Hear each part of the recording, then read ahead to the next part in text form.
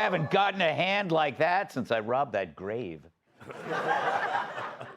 It's Friday, so you know what that means. Let's welcome tonight's guest. We have him on Fridays, so you have the weekend to forget about him. Fox and Friends first co-host Todd Pyro. Fans who see his act always demand reparations. Comedian Sherrod Small. His stand-up shows are always packed with crickets. Writer and comedian Joe DeVito. And if she talked any faster, her fillings would melt. Co-host of Outnumbered, Emily Campagno. All right. Before we get to some news stories, let's do this. Greg's Leftovers. Here we go. It's Leftovers, where I read the jokes we didn't use this week, and as always, it's my first time reading them. So if they suck, we'll dress Joe Mackey up as a nanny and send him to Kamala's house.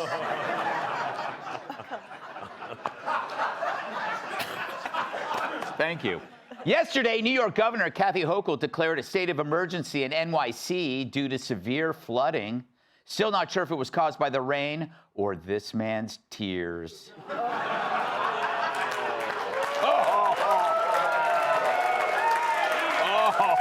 All right. Speaking of, last night Kamala Harris was on Colbert's show and told Stephen that, quote, growing up, she never wanted to be the president. See, kids, sometimes dreams do come true. Kamala says one of her favorite quotes is from her mother, quote, don't let people tell you who you are. Instead, tell them who you are. Her least favorite quote, by the way, you're adopted. Liz Warren fell down on the Senate floor yesterday, and to everyone's surprise, didn't even yell Geronimo. Her new Indian name is Fallon Ass. Speaking of, President Trump said even the Indians want the name the Redskins back. He followed up by saying it's just a matter of if, when, or how.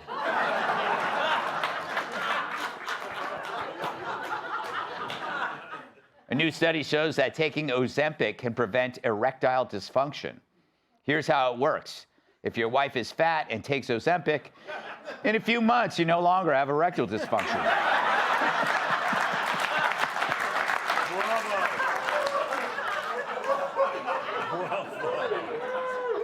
I'm sorry.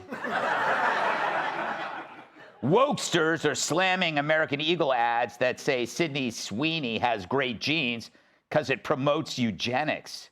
They also attacked Lay's potato chips motto, which is, bet you can't eat just one, for taunting fat chicks. That's two. No more.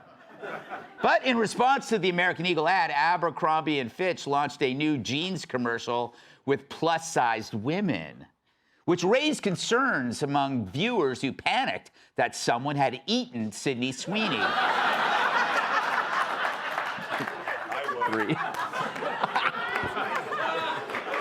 I would. The FBI is asking the public for any information regarding the disappearance of Jimmy Hoffa. Some conspiracy theorists think he might have been consumed by an Abercrombie and Fitch model. That's four. Thursday was National Orgasm Day. I'm so tired of these fake holidays. Damn.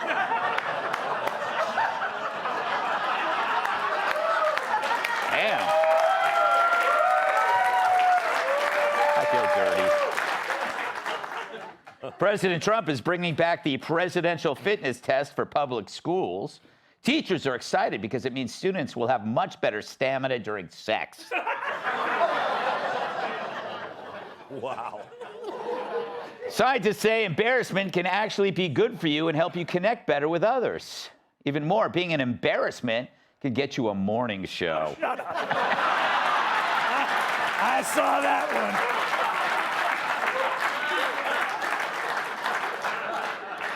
A notorious axe murderer who killed his entire family was released from prison thanks to a law backed by Tim Waltz. According to Tim, he was probably just on his period. A Spirit Airlines passenger claims she wasn't allowed to fly after getting cosmetic surgery. She was allowed back on once she checked her face with baggage.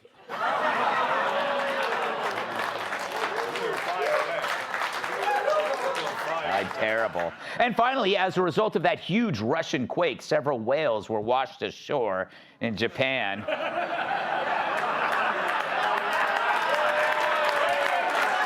Let me finish! Experts were amazed that they made it this far from home. All right. Terrible. Just terrible. All right. Monologue time. So Kamala Harris went on Colbert last night. It was one reject consoling another. It felt like Tim Waltz giving himself a pep talk in the ladies' room mirror. It was Kamala's first interview since her brutal election loss. But I wonder, is she there to sell a book? I talk about it in the book. What I talk about in the book. So this book, I talk about in the book. I hope by writing this book, there's a lot of personal stuff in the book. I talk about that extensively in the book. Remember, I talked about it in 107 days. You have to read the book. Again. Read the book. I know. Read the book. We're all going to read the book. Got to read the book to find out most of the answers. Wow. Yeah, the book is about her campaign. It's called 107 Days. You can find it in bookstores between Mitt Romney's March to the White House and the Ford Pinto, America's classic.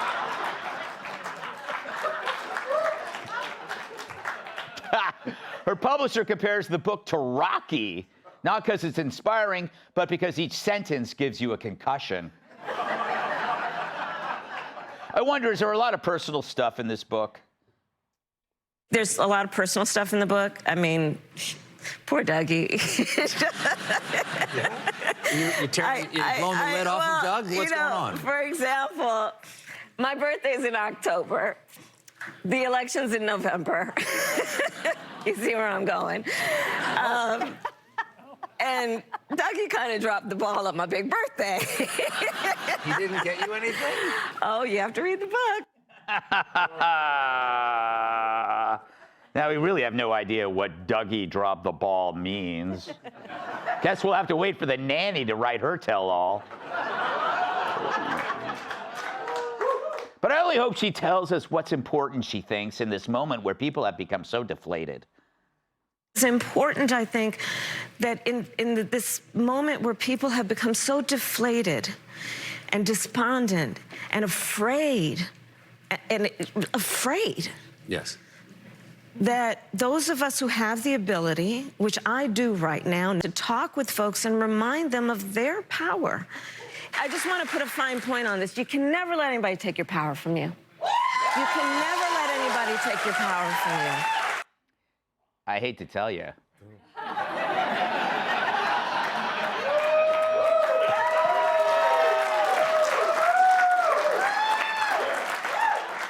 You kind of did take your power away.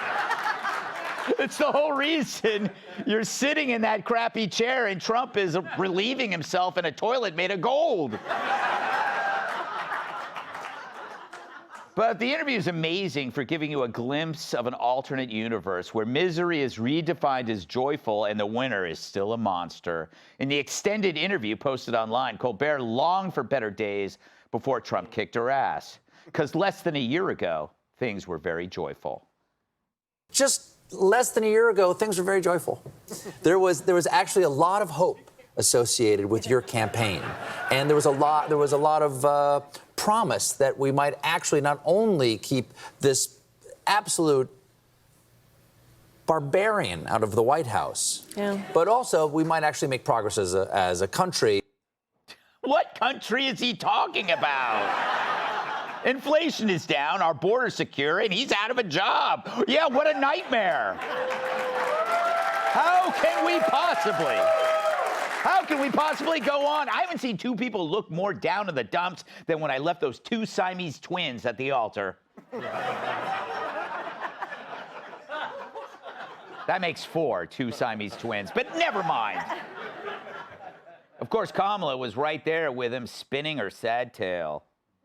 I believe, and I always believed, that as fragile as our democracy is, our systems would be strong enough to defend our most fundamental principles. And I think right now that they're not as strong as they need to be, and I just don't want to, for now, I don't want to go back in the system. Well, that's a shame. But don't worry, Kamala, there's quite a lucrative ecosystem awaiting even the losers if you're a Democrat. Book deals, speaking engagements, reality shows on Netflix. And it's hard to have sympathy when you're already somehow plugging a new book. I mean, she actually broke Kilmeade's land speed record for turning out a book written at a 4th grade level. I'm just shocked it's not called Bartending for Dummies. So as Colbert's show's canceled, he doubles down on what got him axed. Therapy, not comedy. But while Colbert interviews a loser, Jimmy Fallon invites a winner. Yes, I'll be appearing on The Tonight Show next Thursday. It's the biggest crossover. Thank you. Yes. It's the biggest crossover since the Harlem Globetrotters visited the Golden Girls. That was a good episode. Yeah, and B. Arthur hit a triple-double. It looks like I'll be on with the Jonas Brothers, which is great. I haven't seen them in a while. A lot of people don't know this, but I was one of the original members. Until they booted me out for being too hot.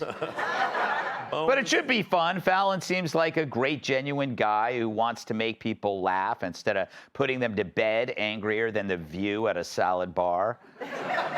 And unlike the other guys, Jimmy sitting with me proves he's not afraid of upsetting his peers or afraid of my mesmerizing charm. Remember, he was destroyed for humanizing Trump by messing up his hair. The angry mob wanted a brutal takedown, but Jimmy did something different. He had fun, which is criminal to the liberal hive mind.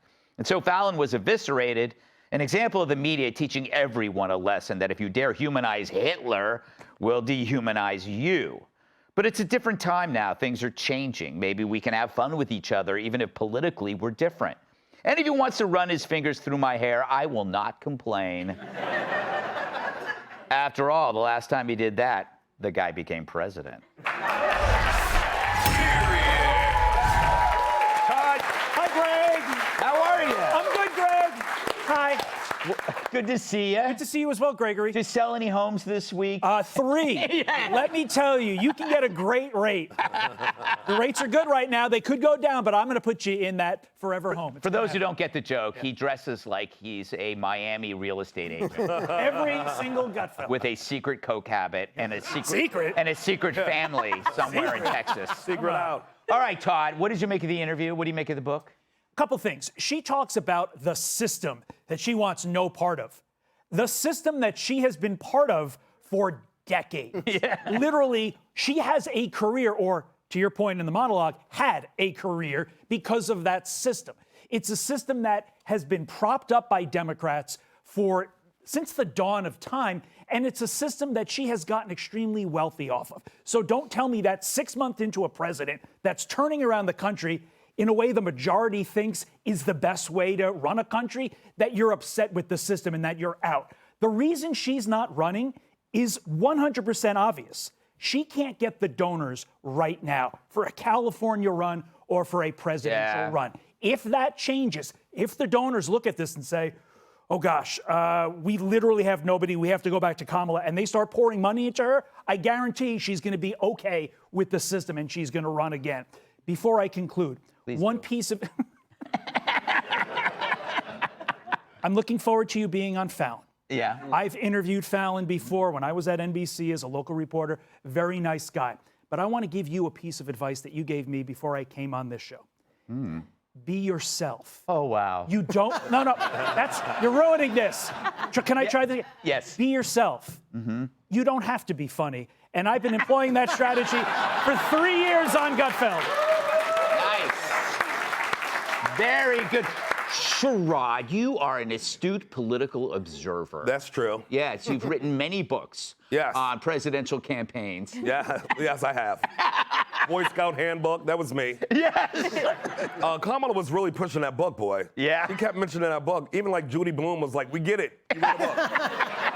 It's like, dear God, it's me, Amazon. I mean, just go away. Yeah, but she's not. You know what, though? She's not, though. She's going to be around. She's going to be around. Is she? Yeah, I think so. You know, what else is she going to do?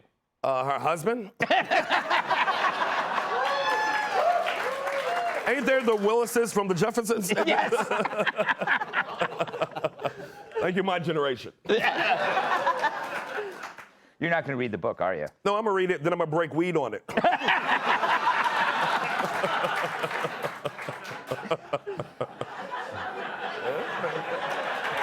Beautiful. Come on, crowd. Come on now. Emily, what did you make of the, was it kind of sad watching the interview? No, it just felt like the stale replay. It irritated me because it was like being back in time to a couple years ago when this is what we had all day, every day. Yeah. This was our vice president. Nonsensical, like inappropriate affect, cackling hyena that makes no sense. And when she talked about no one can ever take your power and her dismay at the system, I mean, that was the system that shoved her down the throats of her party. Mm-hmm. She embodied the usurpation of the votes of the people, the will of the people. And it was because power was restored to the people, that's why she's out of there. So Yeah. for her to have the like sort of cojones to actually come out and say, like, don't worry, your power will be restored. That's exactly what happened when we booted your idiot ass out of the White House. Idiot. I stopped myself from saying what I was going to say. So, Joe, I couldn't help but notice Kamala's face when Colbert was talking about how joyful it was. She looked at him like he was insane. Yeah. He was. By the way, congrats on Fallon. I don't mean to one-up you, but I'm in talks with the people at the Mike Douglas show. Arsenio hasn't been returning your calls. Exactly. Magic Johnson program. That's huge. This was so strange to watch that you have a canceled TV show with a failed candidate talking about how she's not running for governor. Like, what? You don't have a show 6 months after the Super Bowl where they interview the loser and say, tell us how you're really going to pull it out there. Yeah. Come through. So it just, and that is why, I mean, I don't know what they could be commiserating about. The best way to burn through millions of dollars, like your Hunter Biden at 2 for 1 night at the whorehouse. It's like, come on. Move ahead. And even Colbert trying to set her up, saying like, what's in the book? And she's like, oh, the story about Dougie, which made no sense. And when he even said like, so what's the personal thing? She's like, you'll have to read it. Even with the ass kissing she's getting from him, she still cannot make sense. She didn't read the book. Yeah, she didn't. Yeah. You know what, Greg? I have a theory. It's actually one of those books where you opened up, it's hollowed out, and there's a little bottle of Southern Comfort inside. Yes. Who didn't have one of those, huh? Hey, Sean Hannity here. Hey, click here to subscribe to Fox News YouTube page and catch our hottest interviews and most compelling analysis. You will not get it anywhere else.